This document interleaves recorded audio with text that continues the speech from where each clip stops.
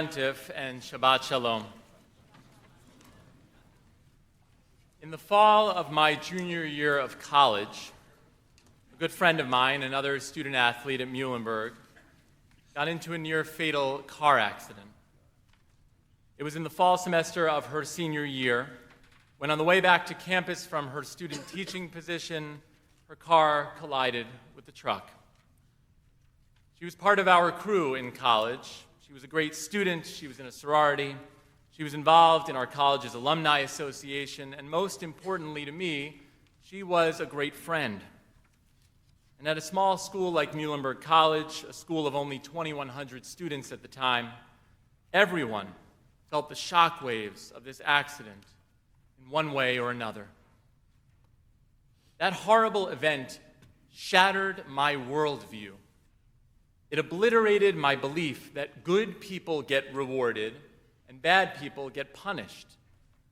I struggled, and I still do, with the idea that such a wonderful person had such a horrible thing happen to her. The person that I am today, the rabbi that I am today, is in some ways a mosaic that I've created using the pieces of my former belief system that was shattered by that incident.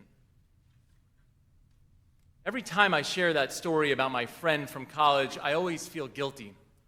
I tell it through my perspective. I talk about how it was tough for me to figure out how I saw the world after that accident.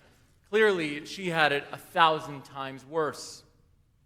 She, too, I am glad to report, has picked up the pieces after years of physical rehabilitation. In 2010, she finished her college degree. In 2011, she joined with all of our friends to attend mine and Rena's wedding. She got married, and she is living a full life. She, more than anyone I know, is a mosaic built with shards of brokenness. On this Kol Nidre, the night when our tradition asks us to bare our souls, I want to remind you that so many of us have been, and some of us still very much are, broken in one way or another from the year that has been. 10 days ago on Rosh Hashanah, I talked about how there is a Jewish point within us, a Jewish point that was touched by the tragedies of this year. But tonight, I want to highlight and acknowledge the fact that for many of us, the method by which that Jewish point was accessed was through a shattering. For many of us, this past year will leave us scarred. I especially have been thinking about how many of our eldest generation who witnessed the catastrophes of this year are still carrying with them the brokenness of witnessing the Holocaust, either with their own eyes or through being born to survivors. For those among us who have that trauma, this past year may have reopened wounds that they worked so very hard to heal. For those of us like myself, who only learned about the Holocaust from meeting survivors, from museums, and from history books, our foundational sense of security, our sense of that could never happen here, was shattered this year. Protesters around the country have been shouting phrases that are absolutely abhorrent, phrases I will not echo from this bima, but I believe you all know what I'm talking about. And while it is a very far jump from the global to the local, I feel it's also important to name that in the very same year when we are dealing with so much difficulty all around us in our world, that we as a community here at Beth Or are feeling brokenness in the transition of our beloved senior rabbi, Rabbi Marks, to his new position as Rabbi Emeritus. The rabbi who for so many of you in the sanctuary and online, so many of you for whom Rabbi Marks officiated at your weddings, your baby namings, your b'nai mitzvah, and also at some of the most difficult times of your life, beside you in hospital beds, and even at the funerals of loved ones. The person who has been there for you for so many of life's biggest moments is now retired. It's very easy to overlook that kind of loss, because retirement is certainly not tragic. And I know that we are happy for Rabbi Marks, who is hopefully enjoying his well-deserved next chapter. But especially on this night, on Kol Nidre, I think that is so very important to say this out loud, that we miss you, Rabbi Marks. We will continue to miss your regular presence here in our synagogue and in our lives. Exactly 1 year ago on the Jewish calendar, on September 24th, 2023, only 13 days before October 7th, at this very Kol Nidre service, Rabbi Mark shared a sense of brokenness within him as a rabbi. He shared a fear that he carried within throughout his rabbinate. And now, a year later, it has given me inspiration and courage.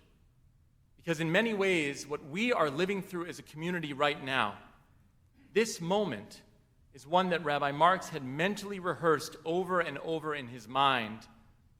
Last year at this service, he said, "I have a confession to make, and I've never said this to you before, and I've never admitted it, but I always had a fear about being a rabbi and a lover of the state of Israel.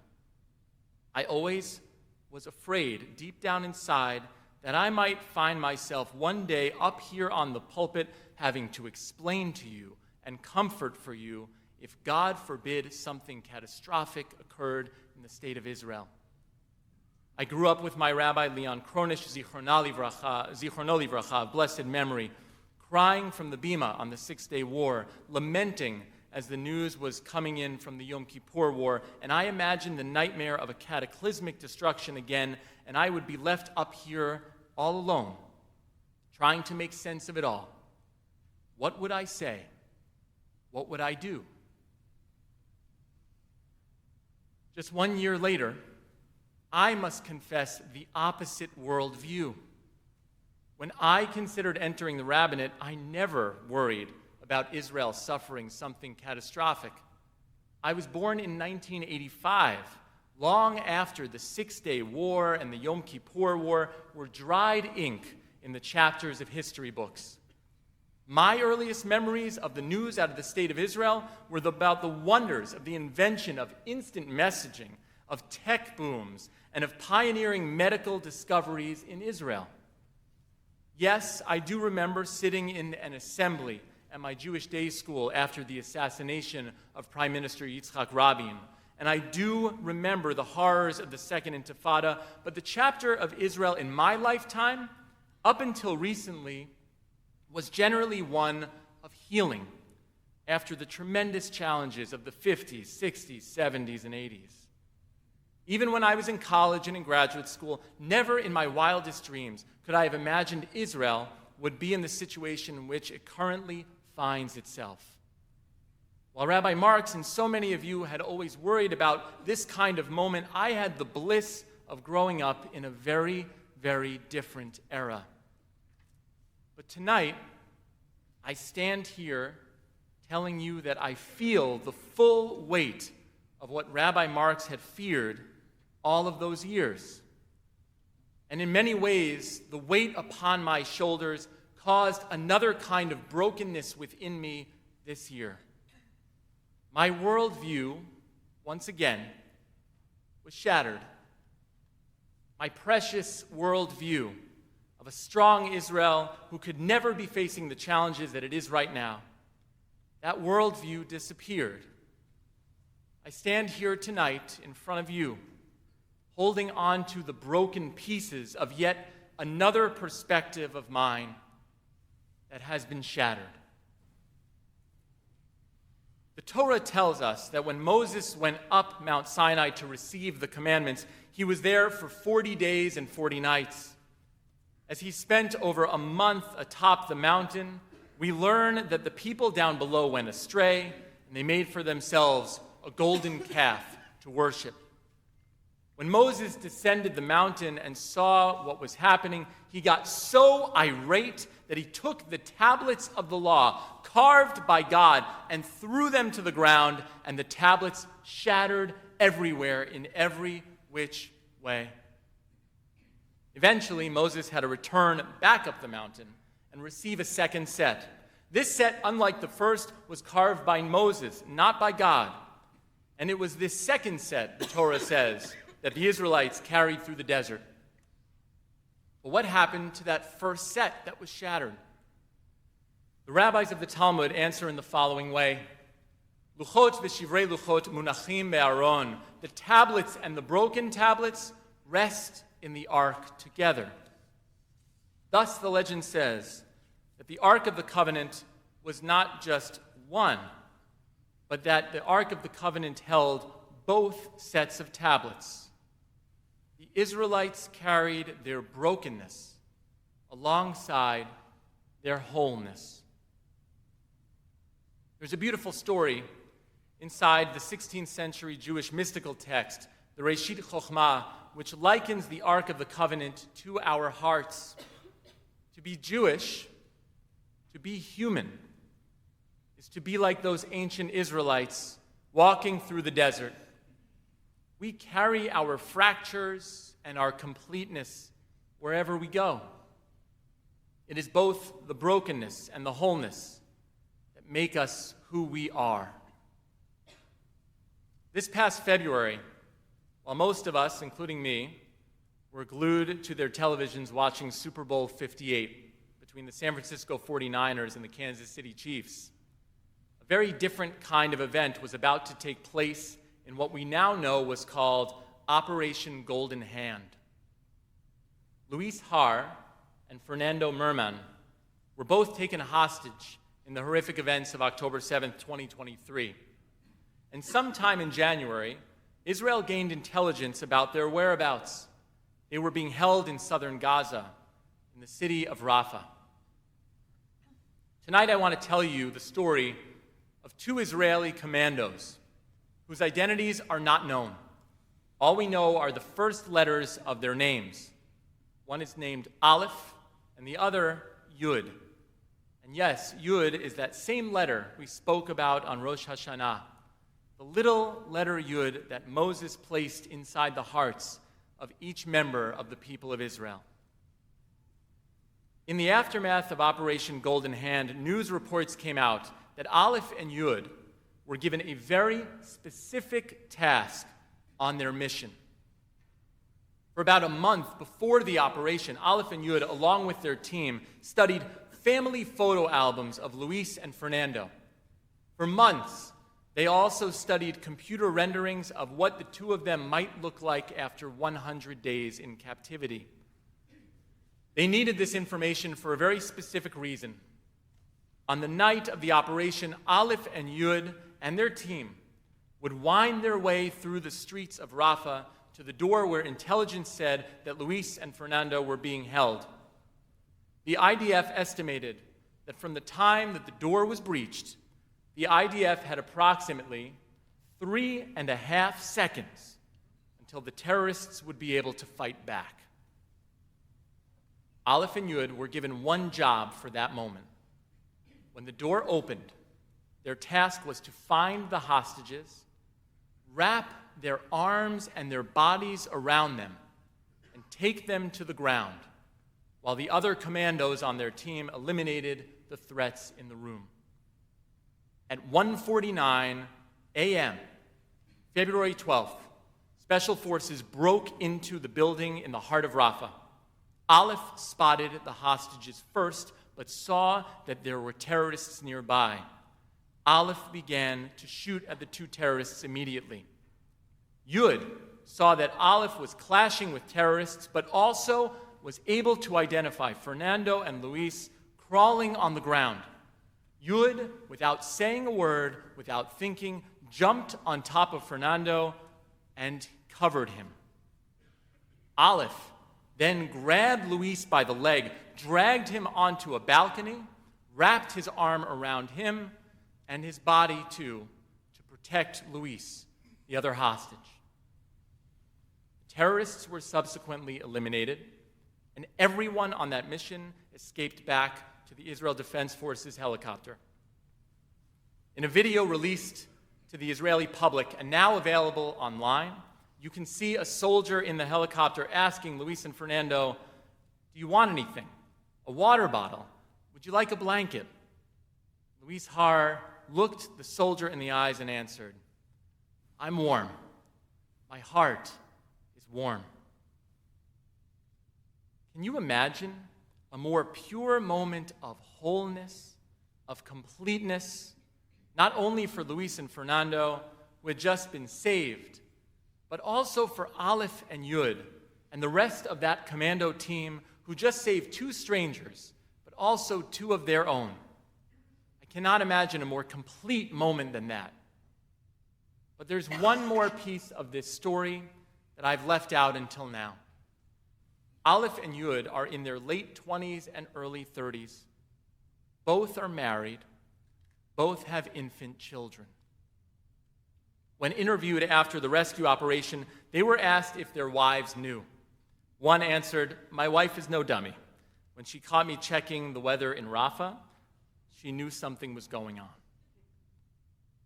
If you can, try and contrast the moment of completeness in that helicopter with the brokenheartedness that all those commandos must have felt when they had to say goodbye to their wives and children, knowing that they were leaving to head into Gaza in search for 2 Israelis who they had never met.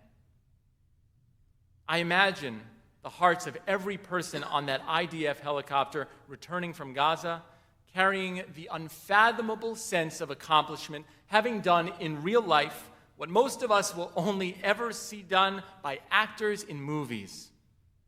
And yet, inside each of those hearts, there must be many broken pieces. The brokenness of longing for loved ones when they had left their homes days earlier, the brokenness of the real possibility that they might have never seen those loved ones again. Aleph and Yud demonstrated for us in the most heroic of ways a strategy for all of us to react to the year that has been. We need to wrap our arms around each other. We need to embrace one another, to find each other in our moments of need, and to say, "I too hold brokenness within." And together, we will make our way back to the promised land. In the very first story of creation in the book of Genesis, there is a perplexing element regarding light. Most, if not all of us who are in this sanctuary and those joining us online, you probably know that the Torah begins with the words Yehi Or. The first act of creation is, "Let there be light." But it is not until the 4th day of creation that the sun and the moon and the stars were created. So the rabbis asked, where did this first light come from on day 1? Jewish mysticism tells us that the light of creation was once held in giant ancient vessels, and it was through the shattering of those vessels that the light of creation burst forth. That in itself is a beautiful story. That light shines through the brokenness, an idea made even more popular in our time by the late, great singer-songwriter Leonard Cohen. There is a crack in everything. That's how the light gets in. But tonight, I want to focus not on that light alone, but on those broken vessels. Jewish mysticism tells us that when the light of creation burst forth, the vessels that contain them shattered everywhere, in every which way, with sparks of that primordial light attached to them. And it is our job to put those pieces back together through mitzvot, good deeds and acts of kindness, through our love for one another. This explanation is one of the sources, along with the Aleinu, for the very famous term that many of us know, tikkun olam, fixing the world. Some attribute the source of this ancient mystical story to the brokenness of the expulsion from Spain in 1492. And for a story written that long ago, I find it to be stunningly similar to what we now know thanks to modern science. The Big Bang Theory, the modern-day theory of how our universe came to be, reveals that our universe was at one time a singular point glowing with a white-hot intensity that then exploded in every which way. And whether you are a scientist or a mystic, one thing holds true, that the beauty and the majesty of this universe emanates from an explosion of brokenness. It's up to you whether you want to call those shards of the explosion kelim, vessels, as the Kabbalists did, or matter, as the scientists do. I can't imagine that there aren't many people in this sanctuary, or those watching online, who don't have a memory of shattering something important. Perhaps you dropped a porcelain doll as a child. Perhaps you knocked a cookie jar off a counter one time. Perhaps you bumped into a shelf at a local antique shop. We've all been there. We've been there in that embarrassment-ridden moment, and so many of us have been trained to say the same thing when something shatters. I'm sorry. That is not what tonight is about. If there is one thing that our Jewish tradition tells us again and again, it is this: the world was already broken when we got here. And we, imperfect lumps of clay, animated by the source of life, a sum total of past mistakes, heartache, and loss, we are all the more beautiful because of the brokenness. To repent is not about formerly perfect people having to say sorry for breaking. To repent is to acknowledge our brokenness and to build something beautiful from that which has shattered. To repent is to be like Aleph and Yud, poring over the photo albums that captured a more complete time in the lives of Luis and Fernando, and committing to bringing them back to those better times, committing to wrap their arms around a fellow human being and say that I too know what it means to be broken. I know what it means to long for family, to long for community, to long for wholeness. The Hebrew word shalom, the word that is famous for meaning hello, goodbye, and peace, shares a root with the word shalem, meaning complete and whole. Yerushalayim, Jerusalem, is another word constructed from that very same root. Jerusalem is the city of peace and the city of wholeness. One might say it is ironic that the city of peace has had so much strife for 3,000 years. One might say that it is strange that the city of wholeness displays ruins every which way you look. But tonight, I tell you that there is no irony there at all. It is Jerusalem's ruins that make her story complete. It is her strife that inspires us to hope for peace. In one of my all-time favorite songs, Yerushalayim Shel Zahav, Jerusalem of Gold, Naomi Shemer describes Jerusalem as a city sitting alone with a wall in her heart. Like Jerusalem, each of us are broken on this Kol Nidre night. Yet we are not alone, and neither is Jerusalem or the people of Israel. It is our prayers that fill in the cracks in the walls in Jerusalem. And it is our brokenness that adds to the beauty of who we are as individuals, as a congregation, and as a Jewish people worldwide. Good Yantif and Shabbat Shalom.